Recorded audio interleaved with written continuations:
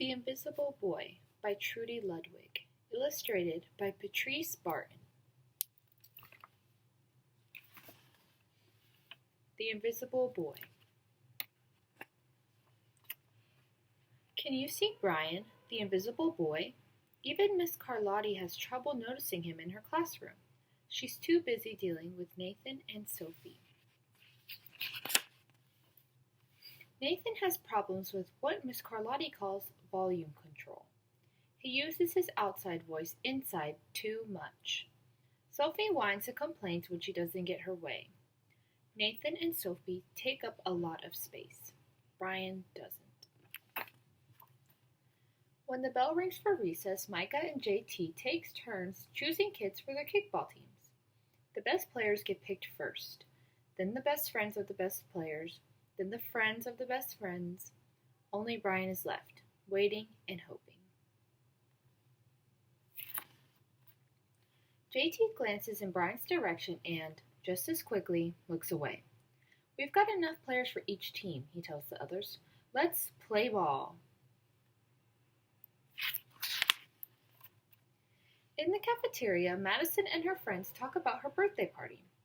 The rope swing over the pool was awesome, says JT. Yeah, so was the water slide, adds Fiona. That was the best pool party ever. I'm so glad you guys had fun, says Madison. Everybody did except Brian. He wasn't invited. At choosing time, while the other kids play board games and read, Brian sits at his table doing what he loves to do best. He draws fire-breathing dragons scaling tall buildings, space aliens locked in intergalactic battles, greedy pirates digging for treasure, and superheroes with the power to make friends wherever they go. On Monday morning, Mrs. Carlotti introduces Justin, a new student, to the class. Brian smiles shyly at him. Some of the other kids sneak looks at Justin, trying to figure out if he's cool enough to be their friend. They haven't quite made their minds up yet. At lunch, Madison and JT watch Justin eat with chopsticks. What's that? asks Madison as she points at Justin's food. It's bulgogi. Bul what? Bulgogi. It's Korean barbecued beef. My grandma made it for me. It's really good. Do you want to try some? There's no way I'd eat boogergi. All the kids laugh. All of them, that is, except Brian. He sits there wondering which is worse, being laughed at or feeling invisible. The next day, when Justin goes to his cubby to put away his backpack, he notices a piece of paper with his name on it. Justin, I thought the bulgogi looked good. Brian. At morning recess, Brian finds a piece of chalk on the ground and starts drawing away. You're Brian, right? Yeah. Thanks for the note. Hey, Justin, Emilio calls out from the tetherball court. You're up next. Sorry, I gotta go, says Justin. By the way, that's a really cool drawing, he adds before taking off.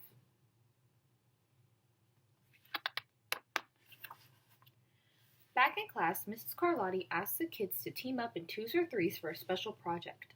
The kids scurry around the room to pair off. Brian heads toward Justin. I'm already with Justin, says Emilio. Find someone else. Brian looks at the floor, wishing he could draw a hole right there to swallow him up. Mrs. Carlotti said we could have up to 3 people in our group. We're only 2.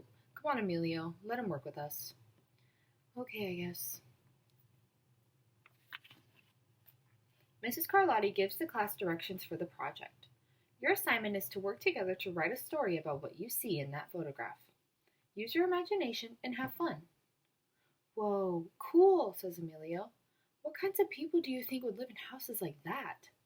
I don't know, but I bet Brian could draw them to go with our story, says Justin. Brian smiles as he takes out his lucky pen.